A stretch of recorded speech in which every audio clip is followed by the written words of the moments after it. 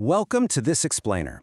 Today, we're going to dive into a seriously profound concept outlined in our source material: the radical shifts that happen when we entirely surrender our need for certainty. Let's unpack the mechanics of what genuinely changes when a person leans completely into faith. It's a huge question, right? I mean, let's be real. As humans, we have this absolutely exhausting desire for immediate answers. Just think about how many times a day you refresh a package tracking app or check the weather forecast. We are literally hardwired to want control. But I want you to imagine, just for a second, what fully releasing those plans and fears would actually look like. What really happens when you stop trying to control every tiny detail of your life? Okay, let's jump right into this. The source material kicks things off by contrasting two wildly different ways to live. On one side, we've got leaning on our own understanding. This is our illusion of safety. We kind of think if we just plan enough or worry enough, we can secure the outcome we want. But in reality, this just causes massive anxiety and deep exhaustion. On the flip side, we have trusting with all our heart. This is where the magic shift happens. It replaces that frantic need for control with the steady, stabilizing grounding of genuine faith, which ultimately brings unparalleled clarity. So this brings us to the very first major internal shift identified in the text: unexplainable peace. Now, we got to be clear about what this actually means. We aren't talking about that fragile kind of peace that only exists when everything is going perfectly right. Instead, it's a deep, steady calm that acts as an absolute anchor for your soul. You still see the problems around you, sure, but the crucial difference is that you're no longer consumed by them. To really anchor this idea, the text points to a foundational scripture, Philippians 4:7. It describes a peace that transcends all understanding. What's so amazing here is how the text acknowledges that this state of mind doesn't always make logical sense. You might be right in the middle of a chaotic situation where, logically, you should be totally panicking. Yet, you aren't. And that is exactly where the power of this peace lies. It operates completely outside of your circumstances. So how does this actually play out in real life? Well, when we're stuck relying on our own strength, we default to worrying and overthinking, just desperately trying to fix everything ourselves. But the explainer points out that we can counter this by releasing those heavy burdens through prayer. You see, this unexplainable peace isn't generated by suddenly knowing what the outcome will be. Rather, it's generated by knowing exactly who is in control of the outcome. All right, moving right along, let's look at how this builds into the second massive internal shift: letting go of control. The source uses Proverbs 3:5 to validate just how incredibly tough this step is. We're explicitly told not to lean on our own understanding, mostly because forcing situations to happen is basically our default setting.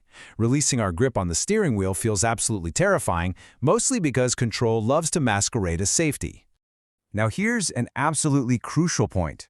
Surrendering control does not mean you just sit back and become passive. That is a huge misconception. Letting go simply means you do your part, you take action when led, but you trust God with the variables you cannot manipulate. It replaces the heavy, crushing pressure of having to figure everything out all by yourself with a quiet, resilient confidence. And letting go like that, it triggers a radical perspective shift when it comes to hardship. Instead of asking, why is this happening to me, where we view pain merely as a cruel setback, we start asking, what is God teaching me through this? Suddenly, we're viewing pain as purpose. Trusting completely fundamentally alters the way we process and experience the unavoidable difficulties in life. Which brings us to the third big shift. Our faith actually gets stronger through the hard stuff. The text references James 1:3 to highlight this dynamic. This brilliantly frames challenges not as reasons to doubt or just throw your hands up in despair, but as the exact tools necessary to build greater patience, deeper wisdom, and ultimate resilience. The source maps this progression out perfectly. It's literally like a domino effect. First, the testing of faith happens through a real challenge. That testing forces perseverance, and that perseverance ultimately forges a stronger character. Your trust grows exponentially here, and it's not because your life suddenly got easier. It's because you actually witness yourself being carried through a situation you previously thought you couldn't possibly handle. Now, what's so fascinating is how directly this tackles our modern anxieties. You know the ones. What if things don't work out? What if I fail? What if it all just falls apart? We all have this constant, overwhelming fear of an unknown future. The future feels like this giant, looming question mark, and our natural human response is to try to predict every possible negative outcome just to protect ourselves. But check out this powerful antidote from the source to that future fear, Matthew 6:34. This is the fourth shift: freedom from fearing the future. The comforting reminder here is that you don't need to try and control tomorrow, because God is already in tomorrow. You can actually stop allowing those endless what-if thoughts to completely sabotage your present peace. Just to be crystal clear, the text isn't saying you should stop planning for your future. You just stop fearing it. You realize that your life isn't random. The future transforms from this terrifying landscape that you're merely hoping to survive into a path that you can walk boldly into with faith, totally free from that paralyzing what-if loop.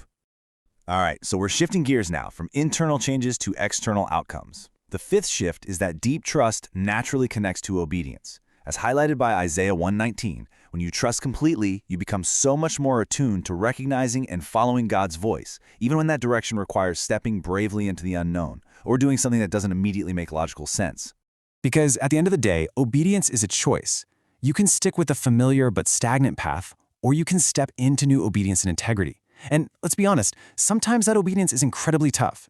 It might look like forgiving someone when you'd really rather hold a grudge, or making a super difficult ethical choice at work. But this source assures us that this direction is never meant to restrict you. It's meant to lead you to something far more fulfilling. And that perfectly sets up our sixth and final outcome: seeing God move in ways you literally never expected. Ephesians 3:20 is just a remarkable scriptural promise. It states that God is able to do immeasurably more than all we ask or imagine. The real tragedy is that our rigid need for control often severely restricts our own imagination, limiting what we're even willing to believe is possible. Because when you finally drop that need to control every little thing, you create space. You create the room necessary for doors to open at the exact right time, for unexpected opportunities to pop up, and for previously impossible situations to become your greatest testimonies. You suddenly become aware of the everyday, subtle moments of provision and protection that your anxiety previously made you completely blind to. So let's bring the whole shebang together. The explainer lays out this incredible transformational arc. It starts with gaining unexplainable peace, which empowers you to successfully release control. From there, your trials actually turn into deep purpose. You break free from the fear of the future, step into willful obedience, and ultimately you open the door to unexpected miracles and provision. To really lock this in, the source leaves us with an anchoring promise from Psalm 37:5. Trusting completely isn't a one-and-done magic fix, it's a daily, foundational practice. Every single time you intentionally choose to commit your way and trust, you are reinforcing that foundation. God sees what you cannot see, and He is working in ways you might not even understand yet. I want to remind you, you are definitely not alone in this step-by-step journey of surrender.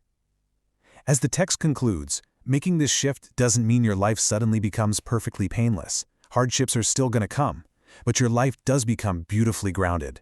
You trade the exhausting weight of fear and uncertainty for absolute stability, profound clarity, and unshakable purpose. So, I'm going to leave you with this one final, provocative question based on everything we've unpacked today. Will you make the conscious decision to let go of control today? Are you ready to step out of the exhaustion of your own understanding and finally say, God, I trust you? Think about it and take that first step. Thanks for learning with me today.